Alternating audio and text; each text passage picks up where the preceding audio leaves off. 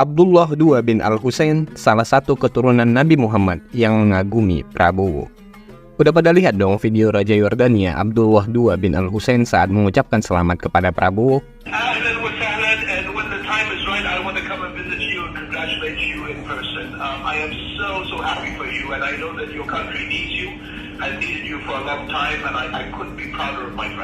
Keduanya berbincang dengan sangat akrab, bahkan bercerita tentang kenangan-kenangan mereka. Pertanyaannya, sedekat apa sih Pak Prabowo dengan Raja Yordania itu? Bagaimana pula kekaguman Raja Abdullah kepada Prabowo? Abdullah adalah anggota dari Wangsa Hashimiyah yang telah memerintah keluarga kerajaan Yordania sejak 1921 dan dianggap sebagai generasi ke-41 keturunan langsung dari Nabi Muhammad. Persahabatan keduanya terjalin jauh sebelum Prabowo menjadi pengusaha dan politisi sukses, dan Abdullah sendiri masih menjadi pangeran dan belum menjadi raja. Stanley Weiss, pendiri lembaga bisnis eksekutif for National Security di Washington, Amerika Serikat, mengatakan Prabowo dan Raja Abdullah II adalah murid paling menonjol yang pernah dilatih di Amerika. Weiss dalam artikel di Huffington Post 2012 lalu mengatakan hal ini disampaikan sendiri oleh Wayne Downing, Jenderal Bintang 4 yang melatih para tentara asing di Fort Benning. Downing yang telah mangkat mengatakan, di antara tentara asing yang pernah dia latih, Abdullah dan Prabowo adalah dua prajurit paling menarik perhatiannya. Dia mengatakan pada saya, dari semua tentara asing yang pernah dia latih, kedua orang ini paling menonjol, kata Weiss. Dia adalah Abdullah II bin Al-Husain, keturunan Raja Yordania. Satunya lagi adalah Prabowo Subianto, mantan Komandan Pasukan Khusus Indonesia, lanjut Weiss. Selain pernah bertemu dalam pendidikan infanteri di Amerika Serikat, Prabowo dan Abdullah II juga sempat latihan anti-teror bersama di Jerman Barat. Majalah Gatra edisi nomor 72 Januari 1999 menceritakan awal pertemuan antara Abdullah dan Prabowo terjadi saat Abdullah masih memimpin Komando Pasukan Khusus Kerajaan Yordania yang dibentuk pada April 1963. Secara pribadi, Abdullah sangat kagum dengan keberhasilan Prabowo memimpin operasi Raja Wali dalam pembebasan sandera yang disekap gerombolan Kelly Kwalik di Mapenduma, Irian Jaya pada Mei 1996. Saking kagumnya, pasukan yang dipimpin Abdullah selama 20 tahun kemudian berfungsi sebagai payung bagi Brigade Pasukan Khusus dan pengawal kerajaan Unit 71. Pengembangan unit operasinya diakui Abdullah terinspirasi oleh Kopassus ala Indonesia, di mana Prabowo pernah menjadi komandan jenderal unit tersebut. Disebutkan, Abdullah II juga meminta Prabowo untuk menjadi penasehat militer negaranya, namun ditolak oleh Prabowo karena ia tetap ingin mengabdi di tanah air. Abdullah konon telah memandang Prabowo sebagai senior dan sahabatnya. Sejujurnya, dekamin bangga kita bakal punya presiden bernama Prabowo Subianto. Berikan pendapatmu. Borobudur itu ngerti ya? Borobudur itu di tengahnya Pulau Jawa. Itu didirikan pada abad 8-10 Masehi. Itu berarti 1 abad setelah hadirnya Nabi Muhammad di Arab.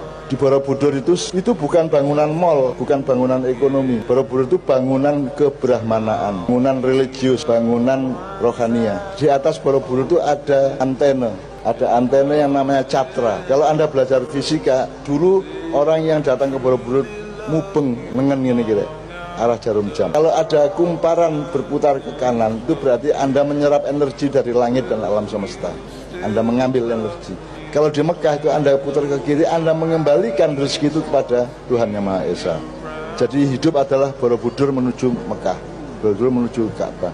Nah, catra itu betul-betul ada. Kalau pembangunan Indonesia berpedoman kepada Borobudur dan Ka'bah, kita akan punya metode yang berbeda. Kita akan lebih memakmurkan rakyatnya. Dan rakyat Indonesia itu berdemokrasi tidak dengan ilmu, tapi dengan rasa gitu ya. Gak diapa-apakan demokrasi gitu ya. Tapi kita itu memiliki kemampuan-kemampuan yang sebelum agama Islam datang kita sudah tahu itu semua. Misalnya, kamu tahu krungu, kualat. Kualat itu ada penjelasannya dari Islam. Ngunduh waing pakarti, rojek ketitik Allah ketara. Itu kita sudah punya sebelum Islam datang. Dan semua itu ada dalam Al-Quran. Tanpa orang Jawa membaca Al-Quran, orang Jawa dengan peradabannya sendiri sudah mengetahui bahwa hidup itu kayak gitu. Dan itu sangat banyak yang lain. Jadi awakmu bangga jadi wong Jawa dan ojo kelangan Jawamu. Meskipun Anda Indonesia itu hanya kesepakatan politik teritorial, tapi Indonesia itu bukan kebudayaan, karena kebudayaanmu Jawa. Gitu. Jadi kamu jangan jadi babunya Indonesia, jangan jadi budaknya Barat, jangan jadi budaknya Arab. Anda lebih tua daripada bangsa Arab, bangsa Eropa, termasuk Viking, termasuk Yunani. Anda lebih tua, Anda tuh lebih berpengalaman mengolah hidup daripada semua penduduk di dunia. Cuman orang Indonesia kan sekarang begitu kuliah, begitu jadi wong pinter, terus mentertawakan sendiri situasi-situasi bangsanya. Kalau dikasih tahu gitu kok diguyu, gitu kan. Jadi ketika Islam datang ke sini, ketemu bangsa ini sudah jadi. Karena apa? Rasulullah itu lahir tahun 571. 571 tahun 600 baru diangkat menjadi Rasul tahun 600. Sampai bisa bayangkan tahun 600 Mekah disebut jahiliyah. Jadi yang jahiliyah itu bukan seluruh dunia, yang jahiliyah itu di Mekah itu. Karena di sini tahun 300 sudah berdiri kerajaan Kutai Kartanegara. Artinya bangsa ini bukan bangsa sembarangan. Tahun 300 sudah bisa menata dirinya, membentuk kerajaan besar namanya Kutai Kartanegara. Yang Linggayoninya nggak main-main. Sekarang paling Linggayoni gedenya segini. Linggayoni Kutai Kartanegara sebesar pohon kelapa batu. Di Jawa Barat tahun 400 berdiri kerajaan Tarumanegara dengan rajanya Purnawarman.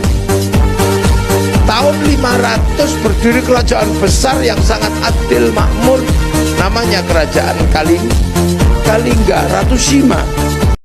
Kalau gak kuat poso, ya gak usah poso. Kalau gak kuat tahajud, ya gak usah tahajud. Kalau gak kuat seneng sodako, wong pancene gak duwe duit, ya gak usah sodako akeh-akeh. Kalau gak pinter maca Quran, ya gak usah tirakat maca Quran.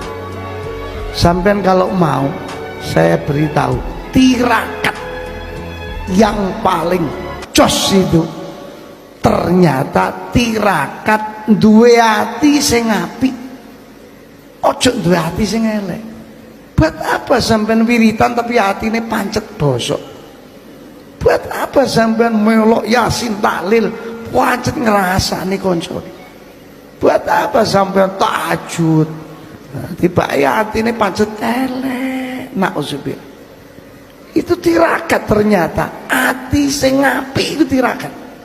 Gak usah ngelokno sapa-sapa. Semakin banyak orang dicela, semakin stres ngelokno.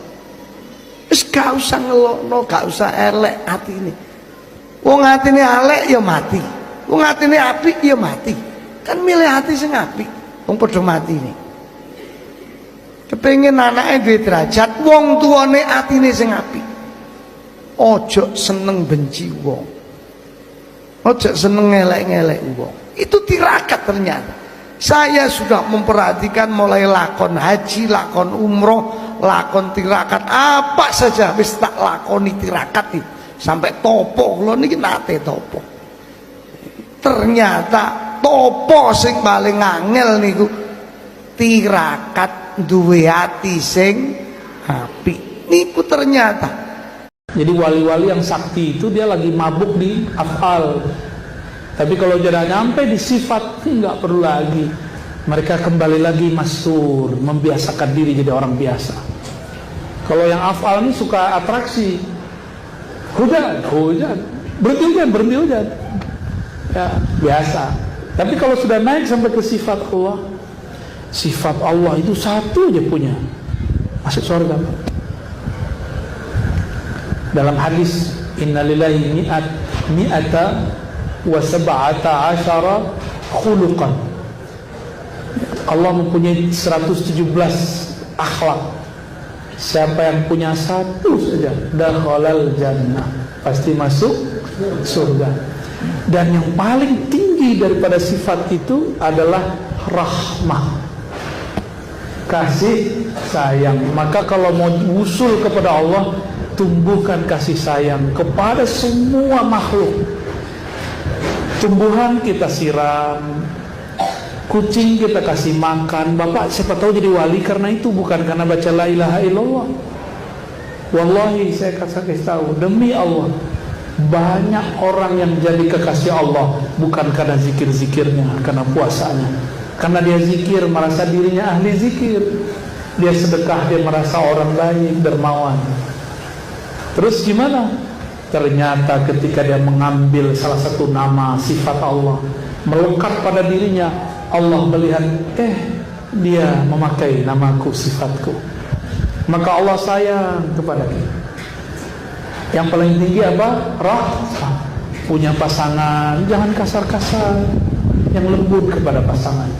Mulai terapkan kewalian itu kepada pasangan, baru ke anak-anak, ke tetangga, ke kawan, ke musuh. Doakan kebaikan bagi musuh. Wah, wali cakep itu. Ya, usai disihir, jangan kembali membalas sihir. Kalau kita membalas sihir dengan sihir, sukseslah setan. Ya, tenang, ya, gampang itu. Dibersihkan, masukkan sifat rahmah.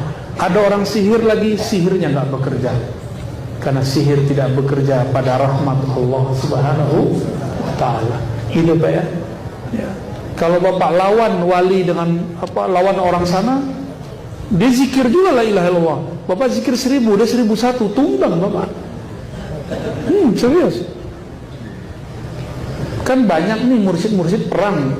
Bener, batuk-batuk berdarah dia. Karena adu-adu zikir hu Allah, la ilaha illallah. Ya salam. Memalukan itu, kok ada mursyid ustaz begitu. Itu bukan ustaz, itu uskun namanya. Ustaz tapi gagasan utama menghadirkan keadilan.